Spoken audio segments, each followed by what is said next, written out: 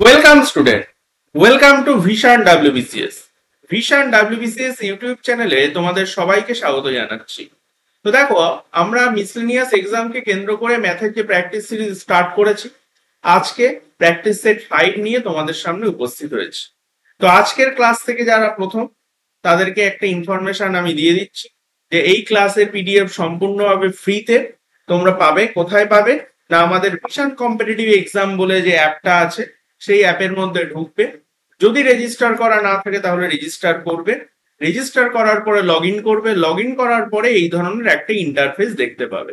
ঠিক আছে, এখানে দেখো অনেকগুলো সেকশন আছে, ডাব্লিউবিপিএস, ডাব্লিউবিপিএসসি, রেলওয়ে, ডাব্লিউবিপি। এর মধ্যে এই যে ডাব্লিউবিপিএসসি সেকশনটা আছে, এই সেকশনের মধ্যে ঢুকলে দেখতে পাবে এই ক্লাসের সমস্ত পিডিএফ, এই ক্লাসের পিডিএফ আর এর আগে যতগুলো ক্লাস হয়েছে সমস্ত ক্লাসের পিডিএফ সম্পূর্ণভাবে বিনামূল্যে তোমাদেরকে প্রোভাইড করা হয়েছে। সেখান থেকে তোমরা ডাউনলোড করতে পারবে। ঠিক আছে, তাহলে চলো শুরু করা যাক আজকের class. Practice set 5 for miscellaneous PSC miscellaneous exam.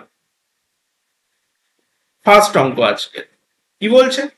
বলছে an employee gets two successive increments in his salary, as a result of which his salary becomes 2.5 times the initial salary.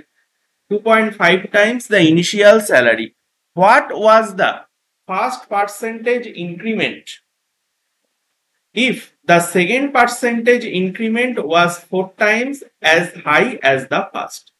কি বলছে যে একজন এমপ্লয়ির দুটো সাকসেসিভ ইনক্রিমেন্ট হয়েছে তার salary. ঠিক আছে, এবার সেই দুটো সাকসেসিভ ইনক্রিমেন্ট হওয়ার ফলে তার স্যালারি যা ছিল তার আড়াই গুণ হয়ে গেছে। ঠিক আছে, তাহলে দেখো আগে যদি তার স্যালারি 1 থাকে তাহলে এখন আড়াই গুণ হয়ে গেছে। ঠিক আছে, তাহলে আড়াই গুণ হয়ে যাওয়া মানে কি, আগে ছিল 1, এখন হয়েছে কত, আড়াই গুণ, অর্থাৎ 1:25। তাহলে এখানে যদি শূন্য নিয়ে আসি তাহলে এখান থেকে পয়েন্ট উঠে যাবে। ঠিক আছে, তাহলে আলটিমেট কি হচ্ছে, এবার উভয় দিকে যদি শূন্য অ্যাড করে দেই, মানে যদি 10 দিয়ে গুণ করে দেই, তাহলে দেখো স্যালারি আসলে বেড়ে যাচ্ছে কত, 150%। তাহলে এখান থেকে একটা জিনিস ক্লিয়ার যে দুটো ইনক্রিমেন্টের ফলে, দুটো সাকসেসিভ ইনক্রিমেন্টের ফলে তার স্যালারি কত বেড়ে গেছে, স্যালারি 150% বেড়ে গেছে। এবার এই দুটো ইনক্রিমেন্টের মধ্যে একটা রিলেশন দিয়ে দিয়েছে।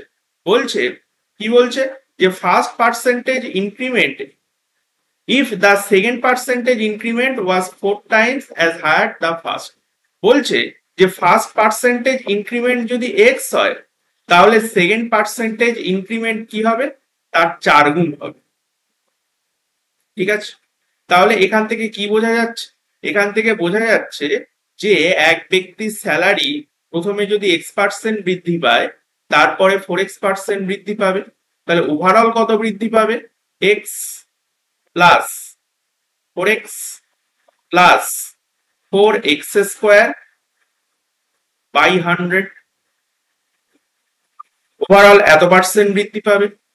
আর প্রশ্নে কি বলা আছে, প্রশ্নে যে ইনফরমেশন দেওয়া আছে তার মাধ্যমে আমরা কি পেলাম, যে স্যালারি টোটাল 150% বৃদ্ধি পাবে। ঠিক আছে, তাহলে উভয় দিক থেকে পার্সেন্টেজ পার্সেন্টেজ ক্যান্সেল আউট হয়ে যাচ্ছে, 4 দিয়ে কেটে গেলে কত আসবে, 25। ঠিক আছে, তাহলে আলটিমেট কি দাঁড়াচ্ছে, 4x প্লাস x অর্থাৎ 5x plus x square by 25 is equal to 150। জানতে চেয়েছে কি, যে what was the first increment, first percentage increment. তাহলে প্রথম পার্সেন্টেজ ইনক্রিমেন্টটা কত ফাইন্ড আউট করতে বলেছে, মানে এক্স এর ভ্যালু ফাইন্ড আউট করতে বলেছে। এবার নর্মাল এখান থেকে মিডল টার্ম করে এক্স এর ভ্যালু ফাইন্ড আউট করতে পারো, কোনো সমস্যা নেই, কিন্তু আমরা এইভাবে করব না, আমরা অপশন টেস্ট করব। তো দেখো প্রথমে যদি আমি 10 নেই, কত হবে, 5 10 কে 50 আর 10 10 কে 100, মানে এদিকে হবে 50 আর এদিকে কত হয়ে যাবে, এদিকে হয়ে যাবে 4, মানে 150 আসছে না, তাহলে এই অপশনটা হবে না। এবার যদি 25 নেই, 25 নিলে কত হবে, 5 25 125, আর এদিকে আসছে 25 25 625, তাহলে কাটাকুটি করলে 25, তার মানে এখান থেকে দিচ্ছে 25 আর এখান থেকে দিচ্ছে 125, তাহলে এদিকে 150 হয়ে যাচ্ছে, তাহলে ডান দিক বাঁ দিক মিল হয়ে যাচ্ছে, তাহলে এটাই হবে কারেক্ট অপশন। তাহলে ফার্স্ট পার্সেন্টেজ ইনক্রিমেন্ট কত? 25%। ওকে, তারপর কি বলছে? If the area of a square is decreased by 19%, then the diagonal of the square is decreased by. কি বলছে? এরিয়া 19% ডিক্রিজ করছে, তাহলে এরিয়া আগে কত ছিল? 100, এখন 19% ডিক্রিজ করছে, তাহলে কত হচ্ছে? 81। তাহলে ডায়াগোনালের কি চেঞ্জ হবে? তাহলে জাস্ট এরিয়ার যে চেঞ্জ হয়েছে সেই চেঞ্জে যদি রুট করে দেই তাহলে ডায়াগোনালের চেঞ্জটা পেয়ে যাব। তাহলে 100 রুট করলে কত হবে? 10, আর 81 রুট করলে কত হবে? 9। তাহলে ডায়াগোনাল আগে ছিল 10 ইউনিট, এখন হচ্ছে 9 ইউনিট, অর্থাৎ 10% ডিক্রিজ করে যাবে ডায়াগোনাল। নেক্সট, এবার কি বলছে? The population of a country has been declining at 1% every decade. Every decade মানে 10 বছর অন্তর। If the projected population of the year 2030 is given as 1940598, what was the population of the country in 2000?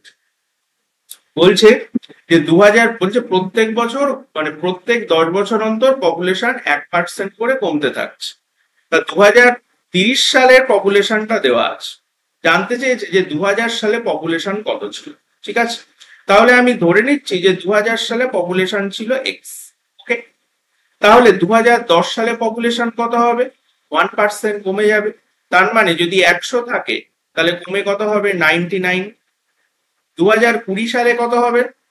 ছিল 100, কমে কত হবে? 99। 2030 সালে কত হবে? ছিল 100, কমে কত হবে? 99। তাহলে আলটিমেট 2030 সালে জনসংখ্যা হলো এত। এটার ভ্যালু প্রশ্নে ডিরেক্ট দেওয়া আছে 1940598। বোঝা গেল? ক্লিয়ার? চলো এবার কাটাকুটি করি।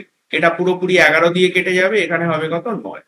11 1 11, 8 84, 7 11 77, 7 70, 6 11 66, 4 45, 4 11 44, 1 19, 11 1 11, 8 হয়ে গেল। আবার যদি 9 দিয়ে কেটে দিই কত হবে? 9 1 9, 8 86, 9 9 81, 5 54, 6 9 54, 0 2। ঠিক আছে, এবার কত দিয়ে যাবে? আবার যদি 11 দিয়ে কাটি এটা হবে 9, 11 1 11, 8 86, 7 11 77, 9 90, 8 11 88, 11 2 22। আবার যদি 9 দিয়ে কাটি 9 1 9, 8 আর 2 10 7 17, হ্যাঁ 9 1 9, 8 88, 9 9 81, 7 8, আর 99 দিয়ে গেলে 2। তার মানে আলটিমেট এক্স এর ভ্যালু কত আসছে? 2 এর পিঠে 6টা শূন্য, 1 2 3 4 5 6। তাহলে অ্যান্সার কত হবে? এটা হয়ে গেল। তারপর কি বলছে? A truck crosses a man moving along the road at 6 km/h. The man could see the truck up to 2 minutes. Find the speed of the truck if at the time disappearance the distance of truck and man is 1.5 kilometre. বলছে কি যে একটা man যাচ্ছে, এবার একটা ম্যানের ঠিক পাশ দিয়ে একটা ট্রাক বেরিয়ে গেল, এবার সেই ট্রাকটাকে মানুষটা কতক্ষণ দেখতে পেল? না 1.5 কিলোমিটার পর্যন্ত দেখতে পেল। মানে দুজনের মধ্যে রিলেটিভ স্পিড বজায় থাকলো কতক্ষণ? না 1.5 কিলোমিটার। অর্থাৎ ডিস্টেন্স কত? ডিস্টেন্স হচ্ছে 1.5 কিলোমিটার। স্পিড কত হবে? এইবার দেখো একটা মানুষকে ক্রস করছে একটা ট্রাক, পিছন থেকে ক্রস করবে, তার মানে মানুষটা যে ডিরেকশনে যাচ্ছে ট্রাকটাও সেই ডিরেকশনে যাবে। ওকে, তাহলে দুজনের মধ্যে রিলেটিভ স্পিড কত হবে? না দুজনের স্পিডের মধ্যে ডিফারেন্স। তাহলে অবশ্যই ট্রাকের গতিবেগ বেশি হবে, মানুষের গতিবেগ কখনোই বেশি হবে না। তাহলে আগে লিখবো ট্রাকের গতিবেগ মাইনাস মানুষের গতিবেগ কত? 6 km/h। ওকে, এবার টাইম কত? টাইম হচ্ছে 2 মিনিট। মিনিটকে ঘন্টায় নিয়ে আসতে গেলে 60 দিয়ে ভাগ করতে হবে, তার মানে আলটিমেট কত হবে? 1/30।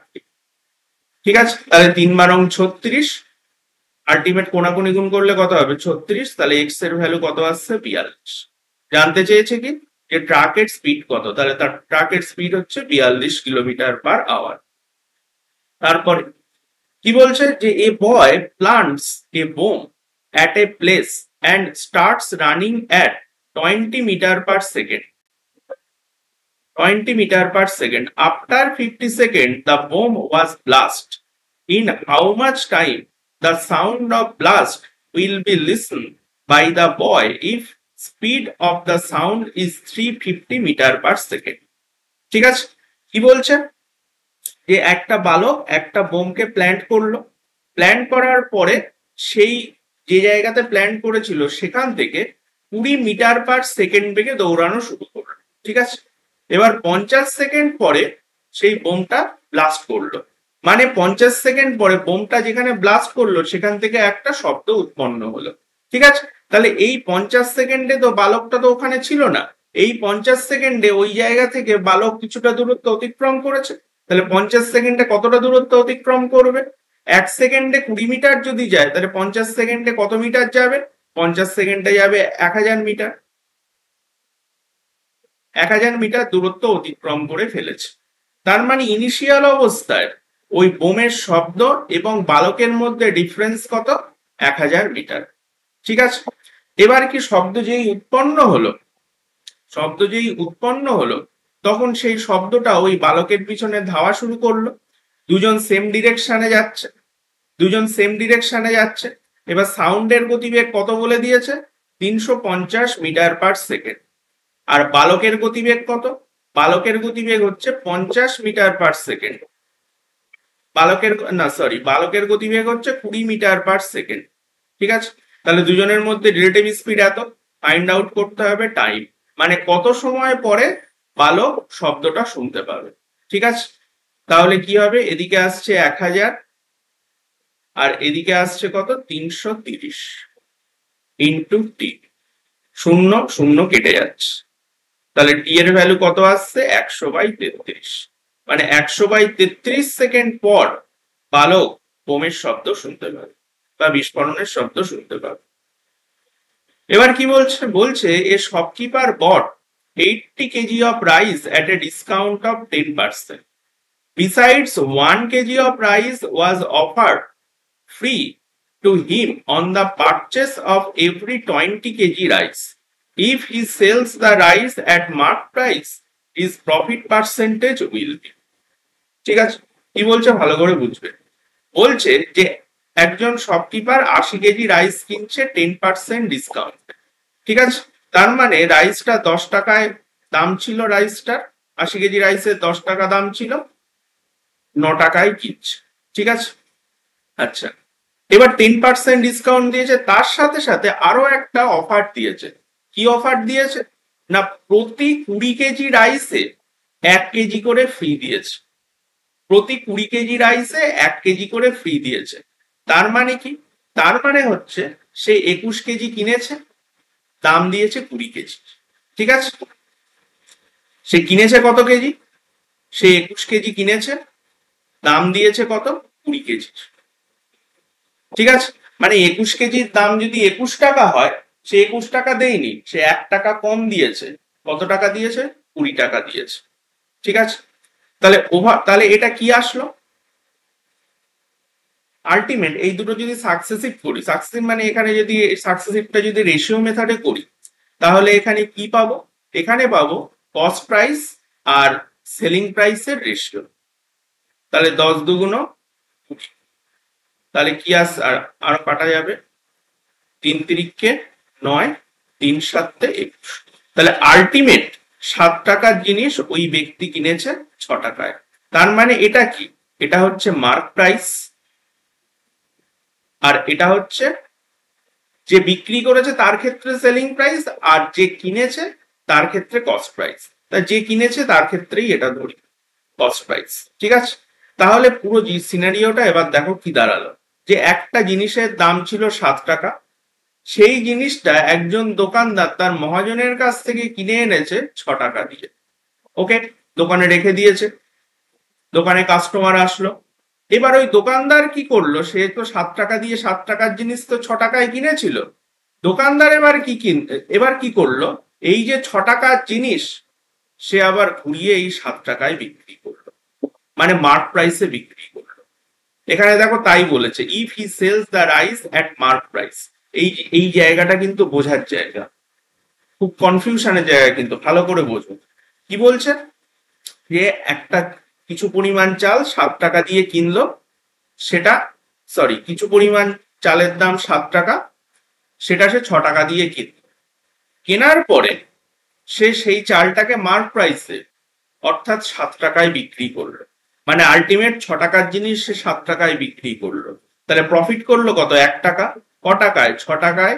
কত পার্সেন্ট? 16.2/3%। এত শতাংশ প্রফিট। তাহলে কত হবে? Answer B. এবার কি বলছে? The ratio of numbers of boys to the number of girls in a class is 2:5. If 10 boys leave the class and 20 new girls join the class, then the new ratio of boys and girls in the class becomes 4:25. What is the number of boys in the class right now? ঠিক আছে, কি বলছে? যে একটা ক্লাসে বয় আর গার্লের ratio কত ছিল? 5. ঠিক আছে, এবার ওই ক্লাস থেকে 10 জন বয় চলে গেল আর 20 জন নতুন বালিকা যুক্ত হলো। যুক্ত হওয়ার পর বয় আর গার্লের রেশিও কত আসলো? 4:25. তাহলে এই যে বয় আর গার্লের রেশিও 2:5 থেকে 4:25 হলো, এটার কারণ কি? এটার কারণ হচ্ছে 10 জন বালক চলে গেছিল আর 20 জন নতুন গার্ল জয়েন করেছে। এবার জানতে চেয়েছে কি, যে এখন ওই ক্লাসে কতজন বালক আছে সেটা ফাইন্ড আউট করতে বলেছে। ওকে, তাহলে কিভাবে করি এই ধরনের অঙ্কগুলো? প্রথমে এই কোনাকুনি গুণ করি, 4×20 80, আর এদিকে কোনাকুনি গুণ করলে কত হচ্ছে? -250। তাহলে 80 আর -250-র মধ্যে ডিফারেন্স নেব, কত হবে? 250 + 80 অর্থাৎ 330। একইভাবে 25 × 50, 4 × 5 = 20। তাহলে 50 আর 20-র মধ্যে ডিফারেন্স নেব, কত? 30। তাহলে আলটিমেট কি দাঁড়াচ্ছে? 30-এর ভ্যালু কত? 330। তাহলে কত গুণ হচ্ছে? 110। 11 গুণ হচ্ছে, 11 গুণ হচ্ছে। এবার জানতে চেয়েছে কি, যে এখন কতজন বালক আছে। আচ্ছা, শুরুতে কতজন বালক ছিল? 2 ইউনিট। 2 ইউনিটের ভ্যালু কত? 22। শুরুতে 22 জন বালক ছিল, ঠিক আছে।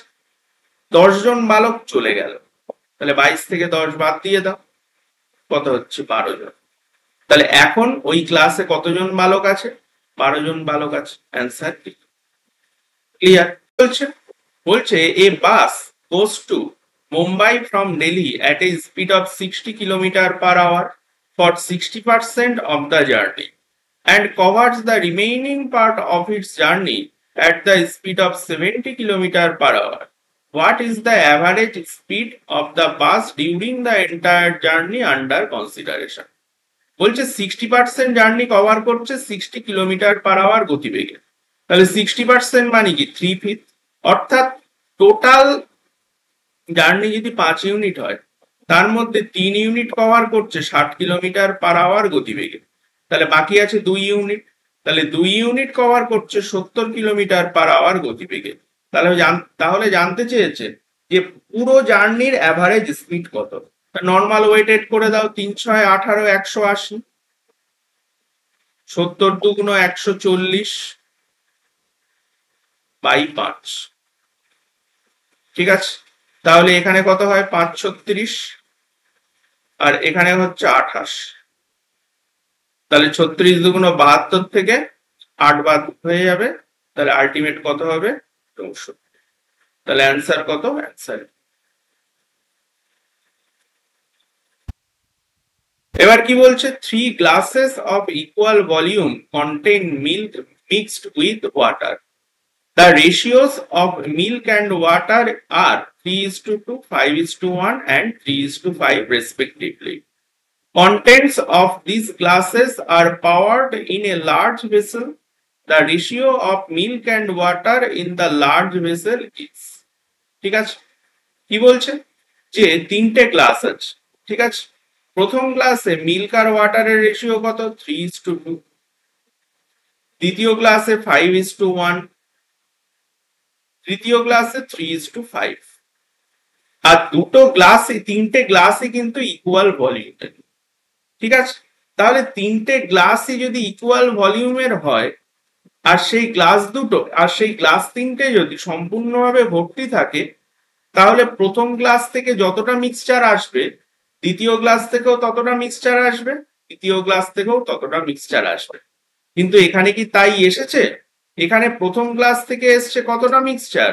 প্রথম গ্লাস থেকে এসছে 5 ইউনিট, দ্বিতীয় গ্লাস থেকে এসছে 6 ইউনিট, তৃতীয় গ্লাস থেকে এসছে 8 ইউনিট। সমান তো আসেনি, তাহলে সমান করতে হবে। তাহলে 5, 6, 8 এর এলসিএম কত? 120। তাহলে সবকটাকে 120 বানাও। তাহলে এটাকে 24 দিয়ে গুণ করতে হবে, এটাকেও 20 দিয়ে গুণ করতে হবে, আর এটাকে গুণ করতে হবে 15 দিয়ে। তাহলে আলটিমেট কি দাঁড়াচ্ছে? আলটিমেট 3 24 72, আর 24 দুগুণ 48, 5 20 100, 20 1 20, 3 15 45, আর 5 15 55। ওকে, এখানে কত দাঁড়াচ্ছে? 145, আর এদিকে দাঁড়াচ্ছে 145 আর 72, মানে 140 আর 70 কত হয়? 210 আর 7 217। তাহলে যে রেশিওর ফার্স্ট কম্পোনেন্টটা 217 সেটাই হবে অ্যান্সার। একটাই আছে, তাহলে এটাই হবে কারেক্ট অ্যান্সার, বাকিটা করার দরকার। এবার কি বলছে? বলছে a shopkeeper sells an article for 10% profit. If he buys it for 4% less and sells it for 18 and a 3/4% profit, then he gets 10 more. What is the original cost price? Original cost প্রাইসটা কত find out করতে বলছে। বলছে কি যে একটা আর্টিকেলকে 10% প্রফিটে বিক্রি করছে, অর্থাৎ 10 টাকায় কিনছে, সেটা বিক্রি করছে কততে? 11 টাকায় বিক্রি করছে। এবার সেই আর্টিকেলটাকে যদি সে 4% লেসে কেনে, ঠিক আছে, যদি 4% লেসে কিনে, আচ্ছা আমি একটা সুবিধার জন্য এটা 100 করে দিচ্ছি, এটা 110 করে দিচ্ছি, ঠিক আছে। এবার দেখো অনেকটা সুবিধা হবে। বলছে 4% লেসে যদি কেনে, তাহলে 100 4% কত? 4, মানে 96 এ যদি কেনে আর্টিকেলটা, আর সেটাকে যদি 18 আনা 3/4% প্রফিটে বিক্রি করে, তাহলে 18 আনা 3/4% মানে কত? ভালো করে লক্ষ্য করো, 6 পূর্ণ 1/4% আমরা শিখেছি, তার 3 গুণ, 3 ইন্টু 6 আনা 1/4%। গুণ করে দেখো 3 6 18, 18 পূর্ণ 3/4% হচ্ছে। তাহলে 6 পূর্ণ 1/4 মানে কত হয়? 1/16, অর্থাৎ 3/16। ঠিক আছে, আচ্ছা 3/16। তাহলে এখন কস্ট প্রাইস কত? 96। ঠিক আছে, তাহলে 96 এর যদি 18 আনা 3/4%, অর্থাৎ 96 এর যদি 3/16 করি, তাহলে কত হবে? আলটিমেট 96 ইন্টু 3/16, 696, অর্থাৎ 18। তাহলে 18 টাকা প্রফিটে বিক্রি হচ্ছে। তাহলে 96 আর কত হবে? 116, মানে 114। তাহলে এখন জিনিসটা বিক্রি হচ্ছে 114 টাকায়। তাহলে আগে 110 টাকায় বিক্রি হচ্ছিল, এখন 114 টাকায় বিক্রি হচ্ছে, তার মানে 4 টাকা বেশি পাচ্ছে। আর প্রশ্নে 4 এর ভ্যালু কত? 4 এর ভ্যালু হচ্ছে 10। জানতে চেয়েছে অরিজিনাল কস্ট প্রাইসটা কত, অর্থাৎ 100 ভ্যালু ফাইন্ড আউট করতে বলছে। তাহলে উভয় দিকে দেখো 25 গুণ হবে, এদিকে 25 গুণ হয়েছে, 4 25 100, এদিকেও 25 গুণ হবে, কত? 250। তাহলে অ্যান্সার কত? Answer B. ক্লিয়ার? তারপর কি বলছে? A supermarket offers the following discount schemes for buyers. 3টে স্কিম আছে, ঠিক আছে। প্রথমে কি আছে? 2 successive discount of 25% and 15%, successive discounts of 35% and 5%, আর কি আছে? একটা সিঙ্গেল ডিসকাউন্ট 38%। জানতে চেয়েছে হুইচ অফার ইজ বেটার, মানে এই 3টে ডিসকাউন্টের মধ্যে কোন ডিসকাউন্টটা সর্বোচ্চ, যেটা বেশি ডিসকাউন্ট সেটাই তো সাধারণত গ্রহণ করে মানুষ। তাহলে দেখো এটা তো আছে সিঙ্গেল ডিসকাউন্ট 38, তাহলে প্রথমটা কত হবে 25% আর 15% এর সাকসেসিভ ডিসকাউন্ট কত দাঁড়াবে এখানে, এখানে দাঁড়াবে 25 আর 15 কত হবে 40 মাইনাস 25 ইন্টু 15, তাহলে 25 ইন্টু 15 কত হবে, এখানে হবে হচ্ছে 5 25 125 এর 5 হাতে 12, 25 1 25 আর 12 27, ঠিক আছে 5 25 125 আর 12 37, 375 বাই 100 মানে 3.75, তাহলে দেখো 40 থেকে যদি 3.75 বাদ দিয়ে দেয়, যদি 3ও বাদ দিয়ে দেয়, তাহলে আলটিমেট কত দাঁড়াবে, আলটিমেট এখানে যে পার্সেন্টেজ দাঁড়াচ্ছে, যে ডিসকাউন্ট পার্সেন্টেজটা দাঁড়াচ্ছে সেটা হচ্ছে 37%। তাই এটা তো আগে বাদ দেবে, এটা তো নেওয়ার কোনো সম্ভাবনাই নেই, কারণ ওর থেকে বেশি ডিসকাউন্ট একটা আছে কত 38%, ঠিক আছে, তাহলে তো এটা নেবই না, নিতে হবে কি এই দুটোর মধ্যে যে কোনো একটা, ঠিক আছে। এবার এই 35 আর 5-এর যদি সাকসেসিভ করি কত, যদি সাকসেসিভ ডিসকাউন্ট নেই কত হবে 35 আর 5-এ কত হবে 40 মাইনাস এখানে কত হবে 5 5 25 এর 5 হাতে 2 3 5 15 আর 2 17, অর্থাৎ 1.75, তাহলে এখানে কত হবে, এখানে হচ্ছে 39 থেকে যদি 0.75 বাদ দিয়ে দেয় তাহলে 38.25 হবে, তাহলে এই ডিসকাউন্টটা দিচ্ছে কত 38.25, তাহলে প্রথমটা নেওয়া গেল না, আর এই দুটো ডিসকাউন্টের মধ্যে দেখা যাচ্ছে যে এই সেকেন্ড ডিসকাউন্টটা বেশি, তাহলে আলটিমেট এই তিনটে ডিসকাউন্টের মধ্যে সেকেন্ড ডিসকাউন্টটাই চুজ করবো, ঠিক আছে, তাহলে অ্যান্সার কত হবে অনলি। এবার কি বলছে, a certain some is invested at simple interest at x% per annum for 5 years. Had it been invested at x plus 5% per annum, the simple interest would have been 9200 more than the earlier one.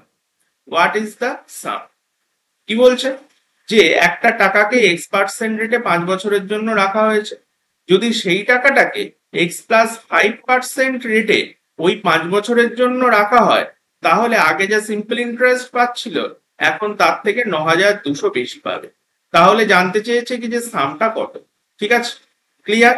তাহলে দেখো আগে x% ছিল rate, এখন 5% বেড়ে গেছে, তাহলে 1 বছরের জন্য 5% বেড়ে গেছে, তাহলে 5 বছরের জন্য কত বাড়বে 25% বাড়বে, তার মানে ইন্টারেস্ট 25% বেড়ে যাবে, এখানে ইন্টারেস্ট বেড়ে গেছে কত 9200, অর্থাৎ 25% এর ভ্যালু 9200, জানতে চেয়েছে সামটা কত, অর্থাৎ 100% এর ভ্যালু ফাইন্ড আউট করতে বলেছে, তাহলে উভয় দিকে 4 গুণ হয়ে যাচ্ছে, তাহলে এখানে দুটো শূন্য বসে যাচ্ছে, 4 দুগুণ 8 4 9 36, অর্থাৎ 36800 হয়ে গেল।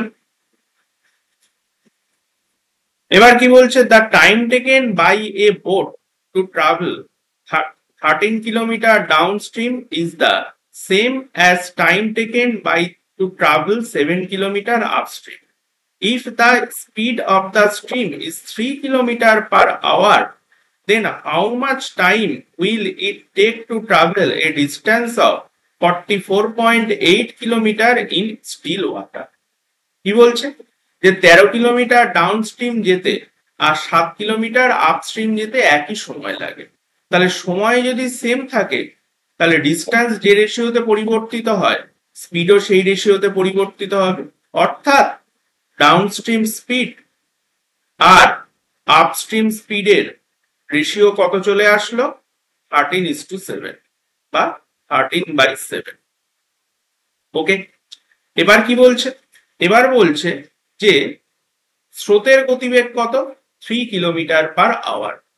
ওকে, এবার দেখো যে ডাউনস্ট্রিম স্পিড যদি দেওয়া থাকে আর আপস্ট্রিম স্পিড যদি দেওয়া থাকে আর স্রোতের গতিবেগ যদি y হয়, তাহলে আলটিমেট এই রেশিওর মাধ্যমে স্রোতের গতিবেগ কত আসবে, 13 থেকে 7 বাদ দেবো কত হবে 6, 6/2 অর্থাৎ 3, তাহলে অনুপাতে স্রোতের গতিবেগ হচ্ছে 3 আর অ্যাকচুয়াল স্রোতের গতিবেগ কত 3, তাহলে 3 এর ভ্যালু 3, তাহলে এখান থেকে স্থির জলে নৌকার গতিবেগটাও ফাইন্ড আউট হয়ে যাবে, অনুপাতে কত স্থির জলে নৌকার গতিবেগ 13 + 7 20/2 10, তাহলে 3-এর ভ্যালু যদি 3 হয়, 10-এর ভ্যালু কত? 10। তাহলে এটা কার ভ্যালু চলে আসলো? আলটিমেট এক্স এর ভ্যালু, অর্থাৎ স্থির জলে নৌকার গতিবেগ। ঠিক আছে, এবার এই গতিবেগে 44.8 কিলোমিটার যেতে কতটা সময় লাগবে সেটা ফাইন্ড আউট করতে বলেছে। তাহলে আমরা কি জানি যে time is equal to distance by speed, অর্থাৎ দশমিকটা এক ঘর এগিয়ে আসবে 4.48, অর্থাৎ 4×48/100, 4 দিয়ে গেলে 12/25, এতটা সময় লাগবে। অ্যান্সার এ। তারপর কি বলছে? The average of 27 numbers is 0. Out of them, how many may be greater than 0 at most? বলছে 27টা সংখ্যার অ্যাভারেজ 0, 27টার মধ্যে সর্বোচ্চ কতগুলো 0 থেকে বড় হতে পারে? 26টা। এটা একদম একটা কমন অঙ্ক। ঠিক আছে, নেক্সট কি বলছে? Are jugs at twice the speed of walking and runs at twice the speed of jogging. From his home to office, he covers half of the distance by walking and rest by jogging. From his office to home, he covers half the distance jogging and rest by running. What is his average speed in a complete round from his home to office and back home if the distance between his office and home is 10 kilometer and he walks at the speed of 5 kilometer per hour? এখানে তিনটে information দেওয়া আছে। একটা কি দেওয়া আছে? একটা দেওয়া আছে বাড়ি থেকে অফিসের দূরত্ব, আর একটা দেওয়া আছে ওই ব্যক্তির ওয়াকিং স্পিড কত। ঠিক আছে, আর কন্ডিশন কি বলেছে? কন্ডিশন বলছে যে আর হচ্ছে একজন ব্যক্তি, সে জগিং করে তার ওয়াকিং এর যা স্পিড তার ডাবল স্পিডে, আর রানিং করে তার and runs at twice the speed of the jogging, আর রানিং করে জগিং এর স্পিডের ডাবল স্পিডে। ঠিক আছে, তার মানে এখানে তিনটে প্যারামিটার আছে। কি কি? একটা হচ্ছে ওয়াকিং, তারপরে জগিং, তারপরে রানিং।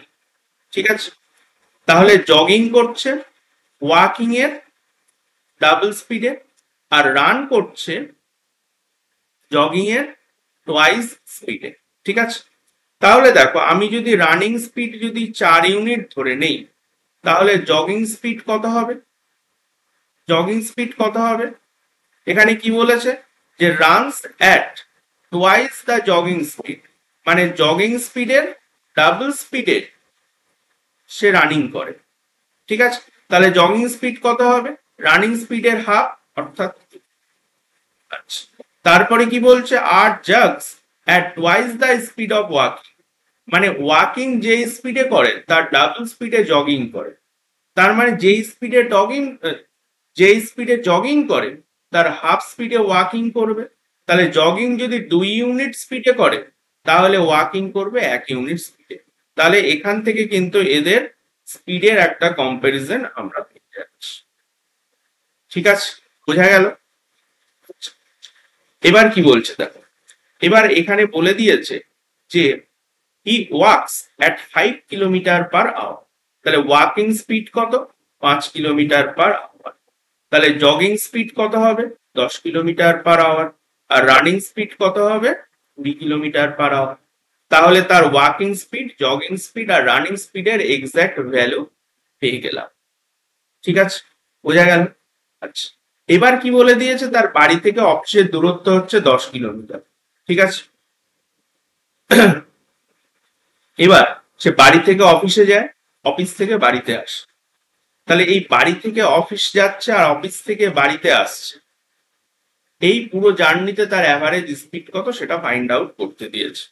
ঠিক আছে, আর এর রেসপেক্টে একটা কন্ডিশন বলে দিয়েছে। কি কন্ডিশন? যে from his office to home, যখন সে অফিস থেকে বাড়িতে যাচ্ছে, না প্রথমে তো বাড়ি থেকে অফিসে যাবে, from his home to office he covers half the distance by walk. ঠিক আছে, পুরো ডিস্টেন্সের হাফ ডিস্টেন্স সে ওয়াক করতে করতে যাচ্ছে। তাহলে পুরো ডিস্টেন্স কত? 10 কিলোমিটার। তার মধ্যে 5 কিলোমিটার যাচ্ছে সে ওয়াক করতে করতে। তাহলে এই 5 কিলোমিটার যেতে তার সময় লাগবে কত? সে ডিস্টেন্স কভার করছে 5 কিলোমিটার ওয়াকিং স্পিডে। তাহলে সময় লাগবে কত? 5/5, মানে 1 ঘন্টা। ঠিক আছে, তাহলে বাকি যে 5 কিলোমিটার থাকছে সেই 5 কিলোমিটার সে জগিং করতে করতে যাচ্ছে। তাহলে জগিং স্পিড কত? 10 কিলোমিটার/আওয়ার। তাহলে টাইম লাগবে কত? Half. Average speed find out করতে হবে। তাহলে অ্যাভারেজ স্পিড মানে কি? Total distance by total time. তাহলে অফিসে চলে গেল। এবার অফিস থেকে যখন সে বাড়ি ফিরছে from his office to home he covers half the distance by jogging. ঠিক আছে, পুরো হচ্ছে 10 কিলোমিটার। তার মধ্যে যখন সে ফিরছে পুরো ডিস্টেন্স সে 10 কিলোমিটার কভার করবে। তার মধ্যে সে 5 কিলোমিটার কভার করছে, মানে হাফ ডিস্টেন্স সে কভার করছে জগিং স্পিডে, মানে জগিং করতে করতে কভার করছে। তাহলে কতটা সময় লাগবে? 5/10, অর্থাৎ হাফ। তাহলে আর বাকি যে 5 কিলোমিটার থাকছে সেটা রানিং করতে করতে কভার করছে। তাহলে কতটা সময় লাগবে? 5/20, অর্থাৎ 1/4। ঠিক আছে, তাহলে total distance by total time চলে আসলো। Just calculation, 4×5 = 20। আর এখানে কত আছে? Half half 1। ঠিক আছে, 1 1 আর 1 2, 2 পূর্ণ 1/4, অর্থাৎ 4 দুগুণ 8, 9, 9/8 হবে। তাহলে উপরে যদি 9/8, ঠিক আছে, তাই হচ্ছে হাফ হাফ 1, আর এখানে 4 দুগুণ 8, 8 আর 1 9/4। ঠিক আছে, তাহলে 4×20 80/9। তাহলে অ্যান্সার কত হবে? অ্যান্সার, ঠিক আছে। এবার আছে দেখো 16 দাগ কি বলছে? Vipul and Mahesh invested the sum of rupees 15,000 and 20,000 at the rate of 20% per annum and 30% per annum respectively on compound interest. If the time period is 3 years for both, then what will be the total compound interest earned by Bipul and Mohesh? দুজন আছে, বিপুল আর মনীষ, বিপুল and মনীষ দুজন 15,000 টাকা আর 20,000 টাকা invest করেছে যথাক্রমে 20% আর 30% রেটে 3 বছরের জন্য। তাহলে এই 3 বছর পর দুজন মিলে টোটাল কত টাকা ইন্টারেস্ট আর্ন করবে সেটা ফাইন্ড আউট করতে দিচ্ছে। তাহলে আলাদা আলাদা করে ইন্টারেস্ট ফাইন্ড আউট করি। তাহলে দেখো, প্রথমে বিপুল 15,000 টাকা ইনভেস্ট করেছে। কত টাকা ইনভেস্ট করেছে? 15,000 টাকা, 3 বছরের জন্য 20% রেটে। তাহলে 3 বছরের জন্য গোল্ডেন রেশিও কত হয়? 3:1। ঠিক আছে, এবার 15,000-এর যদি 20% করি তাহলে কত হবে? 15 দুগুণ 30, 30-এর পিঠে দুটো শূন্য, মানে আলটিমেট কত দাঁড়াচ্ছে? 3,000 টাকা।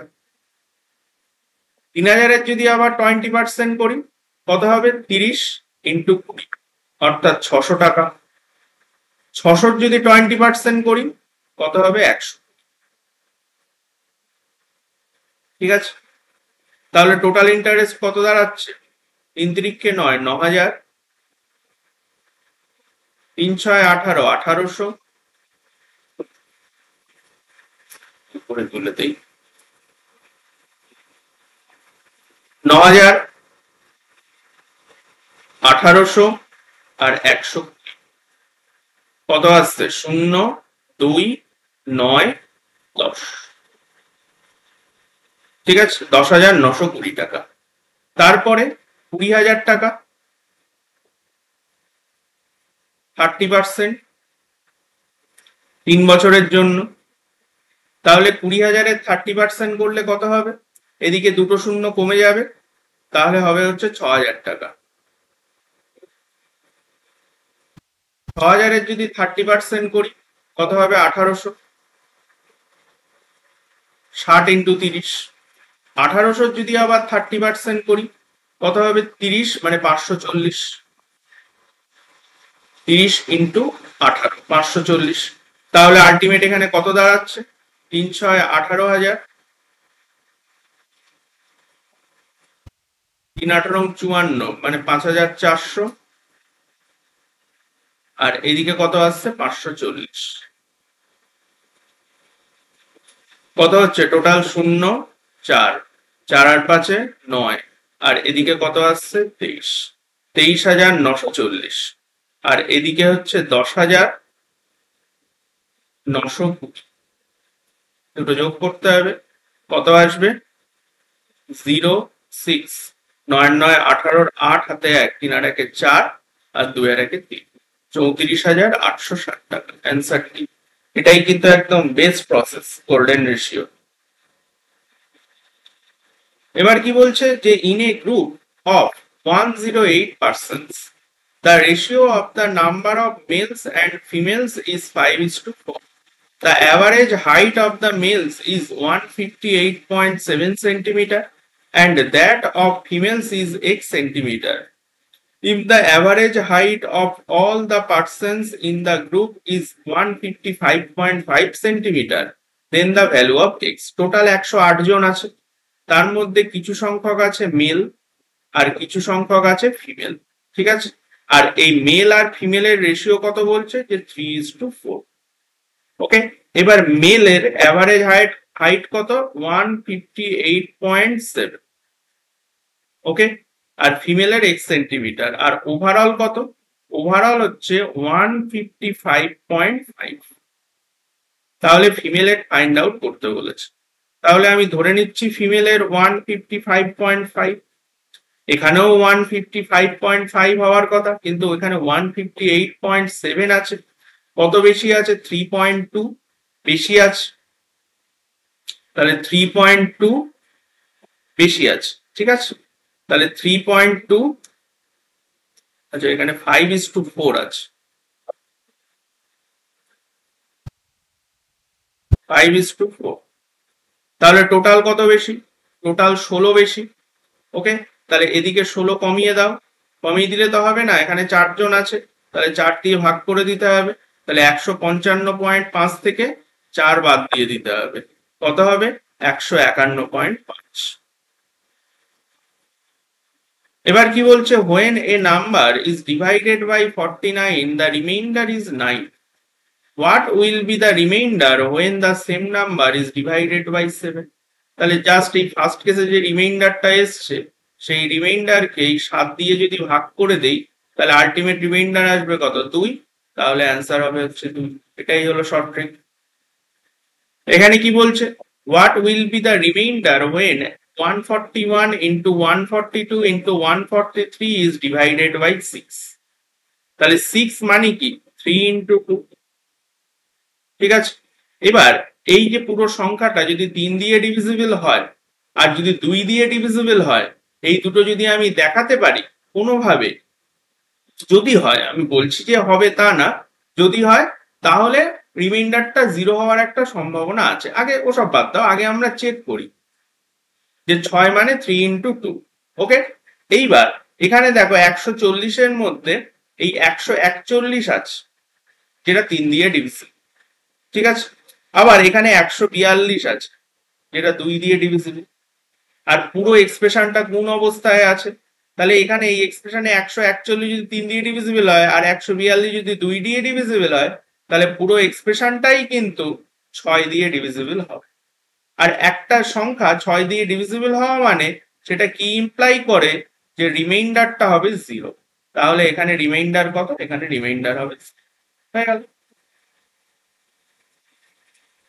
এবার কি বলছে যে 5 KG of ₹18 per kg of wheat is mixed with 2 kg of another type of wheat to get a mixture of costing 20 per kg. Find the price of the costlier wheat.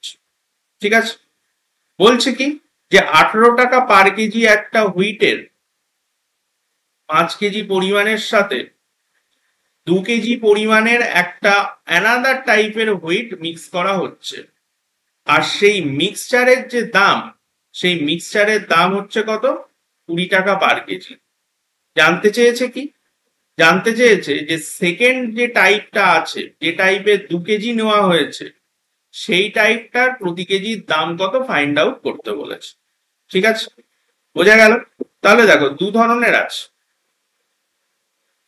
প্রথম টাইপের 5 KG নেওয়া হয়েছে, আর দ্বিতীয় টাইপের 2 KG নেওয়া হয়েছে।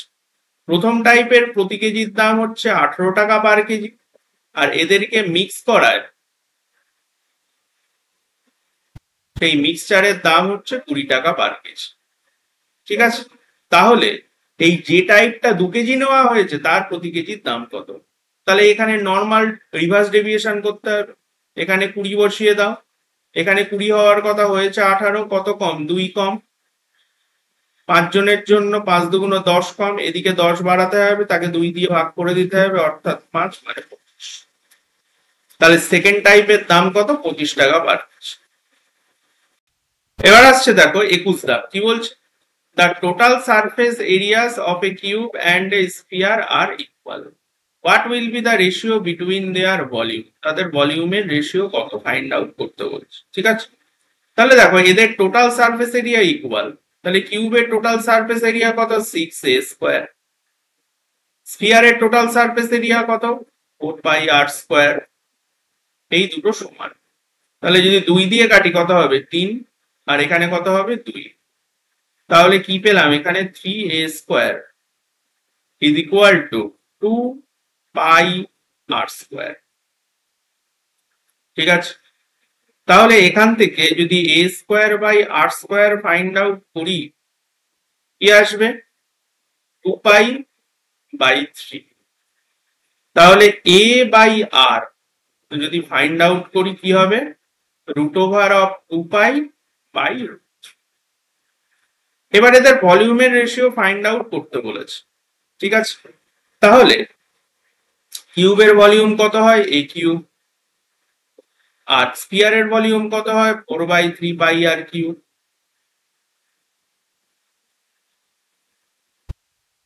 আর এর value এখানে দেওয়া আছে কি? √2π। তাহলে তার যদি কিউব করি কি দাঁড়াবে? আলটিমেট দাঁড়াবে 2π ইন্টু √2 ইন্টু √π। এখানে কি আছে? 4/3π ইন্টু r কিউব, মানে 3√3 হবে। 3 3 ক্যান্সেল আউট, পাই ক্যান্সেল আউট, 2 2, এখানে কত হবে? √2, অর্থাৎ √π/√6। ঠিক আছে, তাহলে এদের আয়তনের রেশিও কত? √π/√6। এবার কি বলছে? The total surface area of a cone if the slant height and radius of a cone is 30 centimeter and 14 centimeter respectively. তাহলে টোটাল সারফেস এরিয়া কোণের কি হয়? πr into l plus r। l হচ্ছে slant height, তাহলে পাই কত? পাই হচ্ছে 22/7। আর radius কত? Radius হচ্ছে 14, আর 30 প্লাস 14 কত হবে? 44। তাহলে 7 দুগুণ 14, 22 দুগুণ 44, 44 এর স্কয়ার কত হয়? 1936। এবার কি বলছে? The ratio of a father's age to his mother's is 3:2. The product of the numbers representing their age is 486. The ratio of their ages after 5 years. 5 বছর পরে তাদের বয়সের রেশিওটা কত হবে ফাইন্ড আউট করো। ঠিক আছে, তাহলে বাবার এখন বয়স, এখানে কি বলেছে? যে father's age to the mother's age. ঠিক আছে, এখন বয়সের অনুপাত 3:2। তাহলে বাবার যদি 3x হয়, মায়ের কত হবে? মায়ের হচ্ছে 2x। এদের গুণফল কত? 6x square. তাহলে 6x স্কয়ার এর ভ্যালু কত? 486। তাহলে x স্কয়ার এর ভ্যালু কত? 81। তাহলে x এর ভ্যালু কত? 9। অর্থাৎ এখন বয়স কত? 3 নং 27, আর এদিকে কত হবে? 9 দুগুণ 18। ঠিক আছে, তাহলে 5 বছর পরে কত হবে? 32, আর 5 বছর পরে কত হবে? 23। তাহলে অ্যান্সার কত? 32:23। 5 বছর পরে ওদের বয়সের রেশিও। এবার কি বলছে? when 2-digit number is multiplied by the sum of its digit the product is 4 to 4. When the number obtained by interchanging its digits is multiplied by the sum, if its digits the result is 280, the sum of the digits of the given number is, কি বলছে? বলছে যে একটা 2 digit নাম্বারের সাথে ওই নাম্বারটার মধ্যে যে ডিজিটগুলো আছে সেই ডিজিটগুলোর যোগফল যদি গুণ করা হয় তাহলে প্রোডাক্ট কি পাবো? প্রোডাক্ট পাবো 4 to 4. এবার সেই নাম্বারটার মধ্যে যে ডিজিটগুলো আছে তাদেরকে যদি ইন্টারচেঞ্জ করে দেই, ইন্টারচেঞ্জ করার পরে যে নাম্বারটা পাবো সেই নাম্বারের সাথে যদি ডিজিটের যোগফল গুণ করি তাহলে যে রেজাল্টটা পাবো সেটা হচ্ছে 280. জানতে চেয়েছে কি যে সাম অফ দ্য ডিজিট কি হবে? তাহলে দেখো আমি ধরে নিচ্ছি প্রাথমিক অবস্থায় সংখ্যাটা হলো xy, ঠিক আছে? তাহলে xy যদি সংখ্যাটা হয় তাহলে তার প্রকৃত রূপ কি হবে? 10x plus y. ওকে, এটা হচ্ছে সংখ্যাটার প্রকৃত রূপ। এইবার এই সংখ্যার সাথে এই সংখ্যার মধ্যে যে দুটো ডিজিট আছে এদের যোগফল করছি, যোগফলটা সংখ্যাটার সাথে গুণ করছি, গুণ করে যে রেজাল্টটা দিচ্ছে সেটা কত? 4 to 4. ওকে, এবার এই সংখ্যাটার মধ্যে যে ডিজিট গুলো ছিল তার স্থান পরিবর্তন করছি, অর্থাৎ x এর স্থানে y, y এর স্থানে x চলে আসলো। তাহলে সংখ্যাটার সাধারণ রূপ কি হবে? 10y plus x। এর সাথে আবার ডিজিট গুলোর সাম গুণ করে দিচ্ছি, গুণ করলে যে রেজাল্টটা পাবো সেটা কত? 280। ঠিক আছে, এবার এই যে দুটো ইকুয়েশন পেলাম এই দুটো ইকুয়েশনকে ভাগ করে দাও। 10x প্লাস y ভাগ করলে ভালো করে লক্ষ্য করো এই যে x প্লাস y আর x প্লাস y কেটে যাবে, আলটিমেট কি পড়ে থাকবে? আলটিমেট যেটা পড়ে থাকবে সেটা হচ্ছে 10x plus y by 10y plus x is equal to 4 to 4 by 280। ঠিক আছে, এটা পড়ে থাকবে। আলটিমেট এটা কত দিয়ে যাবে? এটা যদি 8 দিয়ে যায় 5 অষ্টে 40, 2 24, 3 অষ্টে 24, 8 দিয়ে গেলে 3 অষ্টে 24, 5 অষ্টে 40। ঠিক আছে, 53/35। ওকে, আচ্ছা এবার যদি কোনাকুনি গুণ করে দিই কত হবে? 350x প্লাস 350y, আর এদিকে কি আসছে? 530y প্লাস 53x, এখানে হবে 35y।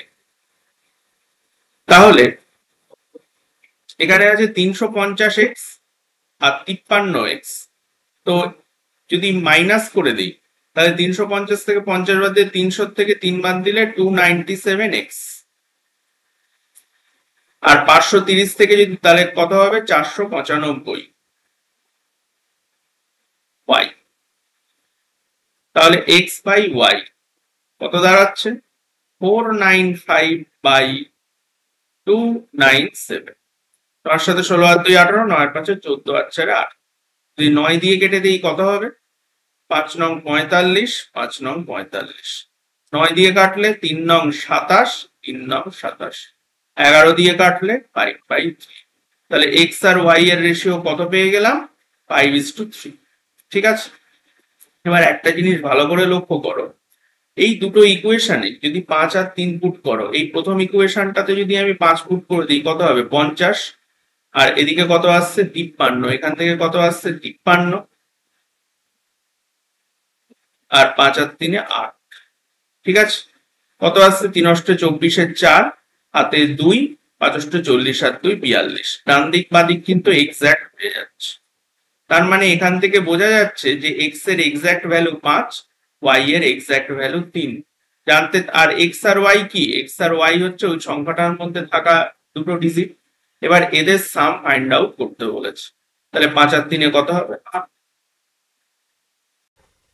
এবার আসছে দেখো 25 দাগ, কি বলছে? A can do 1/3 of a work in 15 days B can do 75% of the same work in 18 days and C can do the same work in 36 days.